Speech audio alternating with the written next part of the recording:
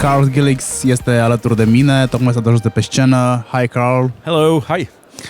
Thank you for being here. Like I said, you are the most familiar phrase from GPeC. I've been here a few times, yes. A few? How many? I think 5 times Five? live on stage and then 2 times in the Okay. COVID times online. You just came here from the stage. Yep. What did you talk about on the stage? The first 10 minutes I vented my frustration about our industry. Aren't we do all that when go on the stage? And it's our industry. I mean, everybody who's involved in digital marketing. And I think my biggest frustration as being in this industry for more than 20 years is that most websites are still making the same mistakes as we did 20 years ago. And everybody's always talking about, yeah, it's a fast-changing industry. Oh yeah, websites are not fast-changing because we're still making the same stupid mistakes. Why do you think is that happening? It's 2 reasons. It's a lack of education. That's a serious reason. And I think it's also because a lot of people involved in websites see it as an ego thing. And there's a lot of people involved in a website. During my talk, I said, because I think most people, when it goes about UX, user experience, they think it's UX designer. But I said, every UX designer, every developer, every copywriter, every marketer, every head of marketing, every product owner, business owner, everybody who thinks he or she has a say on the website, they should at least know the fundamental principles. But they don't. And they think I don't think it's nice, or change this, change that. But it's not about nice. It's the same as if you would put them in the car industry, they would say I don't like cars with round wheels. Can we produce a car with square wheels? And everybody else will say okay, let's try it. No, it's a stupid idea. It will not work, a car with square wheels. Tried it before. Yeah, I think the wheel was invented 7,000 years ago, so I think we're there. So that's one of what I think is a problem. It's people don't know what really works and doesn't work online, and we're losing a lot of time as an industry. But what's more serious for people in the audience is you are losing a lot of money. Is that because those people are trying to sell stuff to themselves? Yes, yeah, and of course, in every digital agency, they want to woohoo, show off. I mean, not every, but most of them. And I think a lot of people, they want to make a website that it looks good and I like it, but it's not about you, it's about your customer, and you should know what works for your company, for your customers. It's just like in food and well-being. Yeah. They are doing restaurants about themselves and their friends. Some of them do, yep. Yeah, it's. So, I think it's a typical human mistake, but like I said, it's not good for running a business. They are doing the same mistakes in religion. Don't talk about for religion. Some years now. Can you give me at least 3? At least 3. At least 3 or 1. Common mistake you are exhausted about already.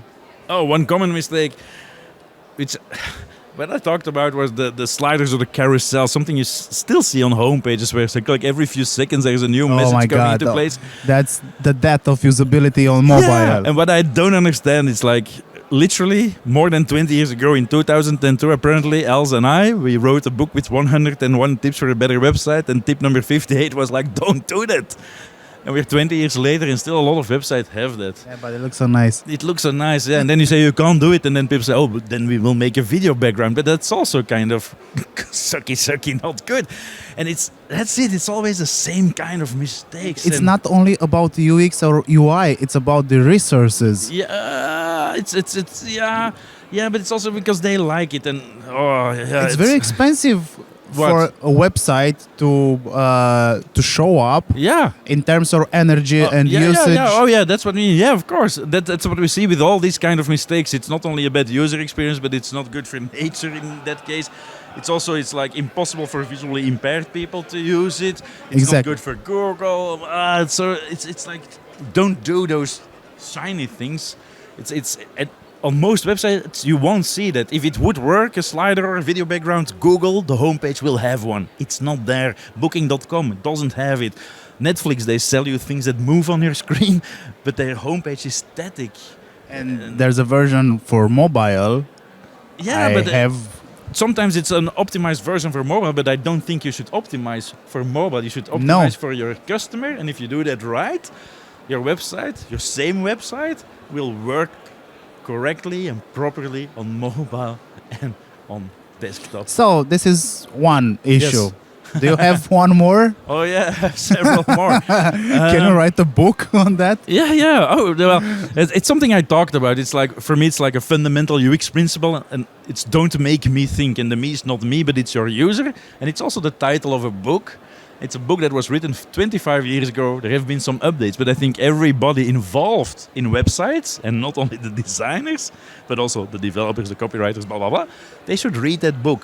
And if you have ever read it, read it again. Because if I see most websites, they don't understand it. And the don't make me think principle is your user, your visitor, should not lose 1 millisecond of his or her life because they're like, where should I click to find this product? How does a search work? Is delivery free or not? How many products are in stock? All these things should be answered, should be very clear. So people should only think about your product and not about the website and how it works. I'm just thinking about scrolling on certain websites, and it's like taking my PhD and finding what I'm looking for. Definitely, yeah, it's incredible. It's Why is that? Do they feel it like it's normal to be that way? I don't know if they because think it's normal. Counterintuitive. Yeah. It's like going. It's like going backwards with your car when you're supposed to go with the front of the car.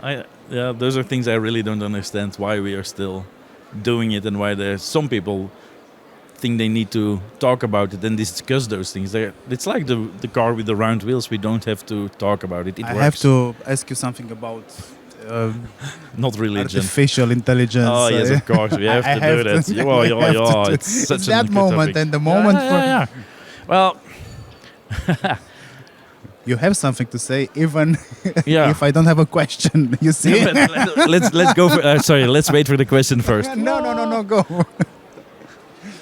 Will it be a solution for our industry? Yes and no. Well, I truly believe, and I think I wrote an article about it like 5 years ago or something. I hope, because apparently human beings can't do it because they fuck up for 20 years. So I hope 2000. Yeah.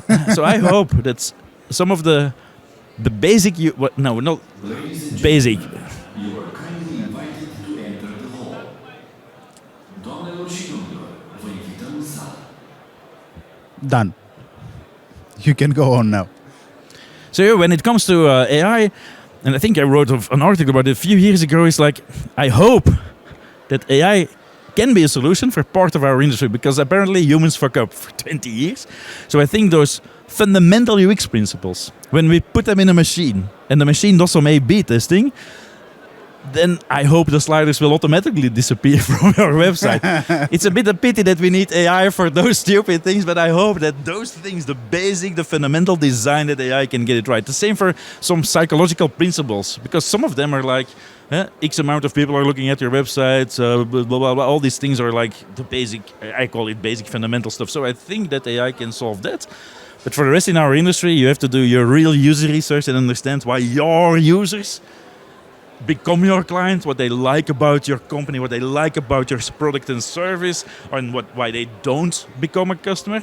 For that, we still have to have the human touch, I think, for now. That's not something AI can solve, but I hope the fundamental UX designs can be done by machines, and then we don't need the UX designers anymore. That should be easy. That's the goal of AI. That should be easy, because it's even black or white or 1 or 0, and should be easy. I think some of that can be solved by computers. Yeah, but we need people to know how to ask ChatGPT or Bing or Bard the right question. So we are back to square one. Yes, that's also there's some things going on the internet about that. For developers, that's somebody said, like, as long as people can't explain to developers what they want, they will surely not be able to explain it to a chatbot. It applies to our industry also. Yeah. True. We are not there with AI, but I think some parts can be a solution. Embrace some new technologies. For content, it's amazing. For general content, for research, it's amazing. It can help you. It can help but it a will lot. not I think It never will- ever a tool has been a complete solution. A tool is something you need to know how to use it, and it can help you to make something better. But I think nowadays people think like, okay, I just we press have that found button. yes, and the money will come in. Yep. Carl, thank you for your input. My Thank pleasure. you for your jokes. All right. Thank you for having me. See you next year. Definitely.